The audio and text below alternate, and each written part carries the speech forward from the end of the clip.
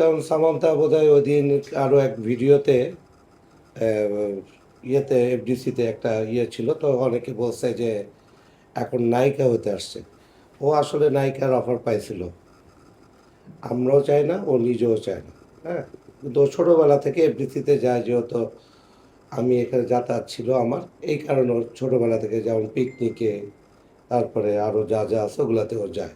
কিন্তু খেলাধুলা। কখন খেলাধুলা প্রত্যেকটা ইয়েতেও যায়, তো কিন্তু কখনো ওর ছবির অফার আসছিল 4টা।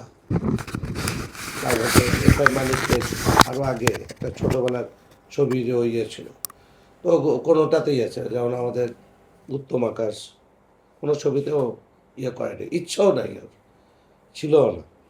আর দ্বিতীয়ত অ্যাকচুয়ালি ফেল আমি করি নাই, ফেল করছে এফডিসি। এই শিল্পীরা আমাকে ঠিকই ভোট দিছে। গতকালকে রোজিনা আপার কথা বললো যে আমার লাশ যাতে এফডিসিতে না যায়। গতকালকে এই আজকে একটা নিউজ পেলাম যে ওইখানে উনি বলছেন যে বাপ্পারাজ ডায়াকলাস রাজ্জাক, সেও নাকি বলে গেছিলেন যে আমার লাশ যাতে এফডিসিতে না যায়। কাদের কাছে যাবে, কিসের জন্য দেবে? তারও তো মনে আক্ষেপ যে আমি এই শিল্পী সমিতি প্রতিষ্ঠাতা, সে কার কাছে যাবে যে বলবে যে তুমি আমাকে ভোট দাও? শিল্পীরা তাকে ভোট দেবে। শিল্পীরা কখনো বিক্রি হয় না টাকার কাছে।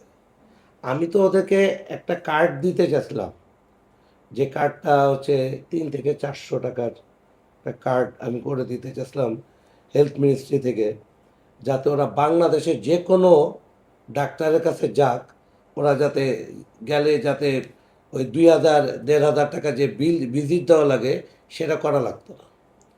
কিন্তু ওরা একদিন হয়তো বা 3 দিনে হয়তো 30,000 টাকায় ঘরে নিচ্ছে, 40,000ই নিচ্ছে।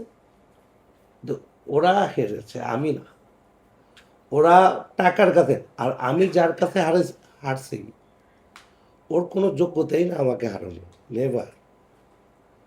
আপনারা এখানে সাংবাদিক অনেকেই এই চলচ্চিত্রের সাথে জড়িত, আপনারাও জানেন এখানে কি হয়েছে, কি ধরনের নোংরামিতা হয়েছে।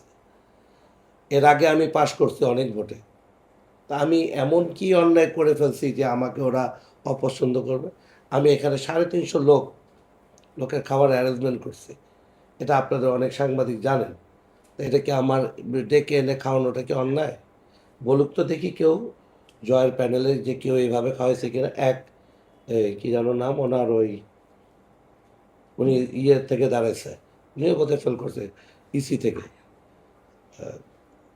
উনিও খাওয়াইছেন। উনি বোধহয় 30-40 জন বা 100 জনকে খাওয়াইছে। তো এই খাওয়ানোটা কি অন্যায় হয়ে গেছে? নিজের পকেটের পয়সা দিয়ে খাওয়াইছি, ধান্দা করে এনে খাওয়াইনি। বাচ্চার হয়তো বা কোচিংয়ের পয়সা, নয়তো স্কুলের ওইটা থেকে যেয়ে খাওয়াইছে। এই এখন এটা নিয়ে কোনো অভিযোগ আছে কিনা, আপনারা কিছু করতে চান কিনা বা না, আমি এটা নিয়ে অ্যাকচুয়ালি আমার কোনো অভিযোগ নাই। আর যেমন অভিযোগ হচ্ছে একটাই, যে আমি নিপুণে নির্বাচন করেছিলাম অনেক আগে, নামটা নিত আমার এখন হয়, এই ওই মহিলাটার একটা নির্বাচন করে দিয়ে একটা না দুইটা, দীপজল ভাই আমার বলছিল যে দীপজল ভাই আমার 2বার রিকোয়েস্ট করছে, একবার হচ্ছে মৌসুমের সময়, আরেকবার ওর সময়। এই এগুলো আমি দীপজল ভাই, সারা জীবন আপনি যেমন বলছেন আমরা ভোট দিছি, এই জায়গাটায় মন স্থির করে আসছে। সজল নামে একটা ছেলে আমার বলছে তুই এটা মুখের উপরে কইলি কেন? দোষ একটা ভোট দেবো, তাও মিথ্যা কথা বললাম। আমি তো ওই ওদের মতো না যে এইখানে ভোট দিয়ে ওইখানে এসে। আজকে আমাকে কতজন ছবি পাঠাতে জানেন? ভাই আমি আপনার ভোট দিয়েছিলাম, গুইনা দেখি টোটাল 127, আমি ভোটই পেয়েছি 118টা। কিন্তু ওরা পাঠাতে আমার মোবাইলে আছে 187 জন আমাকে পাঠাতে, আমি তোমার ভোট দিচ্ছি, আমি আপনার ভোট দিচ্ছি। 187 জন যদি ভোট দেয় তাহলে তো আমি 118টা পাইলাম কেমনি? আর আমার লস ভোটার যে গুনছে সেটাও আমি জানি। তো ওরা হচ্ছে শেয়ার করে আর নিজেকে হালকা করার জন্য, আই হাই এইভাবে বিক্রি হয়েছে, রতিনা এই কথা বলছে। অ্যাকচুয়ালি ওদের কোনো ক্যারেক্টারই নাই। আপনি দেখেন ওই ম্যাক্সিমাম যারা শিল্পী তারাই শুধু হয়তো বা আমাকে দিছে, আর আমার এগেন্সে একটা ছেলে ছিল, ওই ছেলেকে দিছে, আর হচ্ছে মারুফকে দিছে। তার বাইরে তেমন কোনো শিল্পী আমার মনে হয় না যে বিক্রি হচ্ছে। আচ্ছা, তাহলে শিল্পী সমিতি নির্বাচনটা কেন করতে গেলেন আপনি আসলে? যেহেতু এটা অনেকদিন যাবৎ সমিতির সাথে আপনি আসলে জড়িত না, মানে তবে এটা জানি আপনি অনেক কিছু ফিরিজ তো অনেক কিছু দিয়েছেন সমিতিতে, এটা জানি, কিন্তু আমি জয়ের আমি জয়ের রোশানলে পড়ে গেছি। জয় আমাকে গলার মধ্যে পাড়া দিয়ে 4-5 দিন অনবরত অনবরত ভাই দাঁড়ান, ভাই দাঁড়ান, আপনার অপোজিটে কেউ দাঁড়াবে না। ওরা প্যানেলই দাঁড় করাতে পারবে না। প্লিজ ভাই, আপনি মানা করেন না, আপনি আমার কথাটা শোনেন প্লিজ। এইভাবে 4 কথা আমি বলতে, ভাই আমার সামনে একটা বড় নির্বাচন, আমি এই নির্বাচনে যে আমার ইয়েটা করো না।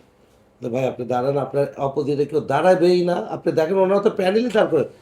এইখানে আবার বাপ্পা রাজ ভাই একটু মানে ইয়ে করতে, যে বাপ্পা রাজ ভাই যখন দাঁড়ায় আবার স্টপ হয়ে গেছে, তখন ব্যাপারটা সবাই ধরেই নিছে যে আর ওরা প্যানেল দাঁড় করাতে পারবে না। তারপর তো যাই হোক দাঁড়ালাম এখানে, যে ওই কি জানি নাম, ওই আমাদের আন্তর্জাতিক বিষয়ক সম্পাদিকা যে দাঁড়িয়েছিল, ওই ছেলেটা আমি কখনো আগে দেখি নাই। ওই ছেলেটা ও যদি এতই যোগ্য ছেলে হয়ে থাকে, তা ওর টাকা দিয়ে ভোট কিনলি কেন তুই? কিন্তু অনেক মানে ইয়া শুনলাম যে তোমার অনেক অভিজ্ঞতা আছে, ইয়ে আছে, তা তুমি টাকা দিয়ে ভোট কিনলা কেন? তুমি ইন্ডাস্ট্রি থেকে তো নোংরামি করে ফেলছো। আর তুমি আবার হাত দিছো ওই ওই মহিলার কাছে, যে এই মহিলা এর আগে ওই যে বললাম, ওই মহিলার যে কাজ আমি করে দিছি, ওর গাঢ় চামড়া দিয়ে যদি আমাদেরকে জুতা বানায় দেয়। এখানে বলির পাঠা হয়েছে হচ্ছে আমি, আর ওই যে আমাদের সাথে কি জানি নায়িকাটার নাম, পলি, আর হচ্ছে এই না রদিনাপা তো ইয়া ওই যে আমাদের ওই যে জাদু আজাদ। ভাই, হ্যাঁ, আমরা 3জন আগে এই মহিলাটার জন্য কাজ করছিলাম। আমরা দুই দিকে মানে শখের করা হয়েছে। যারা এনটি নিপুণ ছিল তারা আমাদেরকে ভোট দেয়নি। আবার এদিকে নিপুণ আবার কি সে 103 203 এদেরকে বলছে ভোট দিবা না। আমরা হয়ে গেছে দুই দিকে। আবার মাঝখানে আবার গোলালু কি নাম, কি ওর মোটা করে ওই যে মৌসুমীর জামাই, এ আবার দাঁড়িয়েছে আমাদের এনটিতে। অনেকে বিগ বিগ শট আমাদের এনটিতে। মানে আমি যে এত বড় একটা সাবজেক্ট আমি আগে বুঝি না, তাহলে আমি মানে আরও কঠিনভাবে নামতাম। আমি এইবার বুঝতে পারছি আমি অনেক বিগ শট ছিলাম। আমাকে হারানোর জন্য 5টা গ্রুপ কাজ করছে।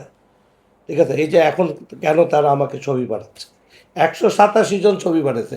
ভাই ভোট দিতে গুইনে দেখি আমি ভোট পেয়েছি 118টা, ওরা পাঠাইছে 187টা। তাহলে বুঝতেই পারতেছেন যে কীরকম হারে ওরা ইয়ে করছে। যাই হোক ওই মহিলাটাকে আল্লাহ হেদায়েত করুক। ঠিক আছে, নামটা বলবেন প্লিজ। ওই মহিলাটার নামটাও নিতে আমার, ওই যে কি পার্লারে ব্যবসা করে, আগে শুনছি ও আওয়ামী লীগ করে এখনও দেশে আছে।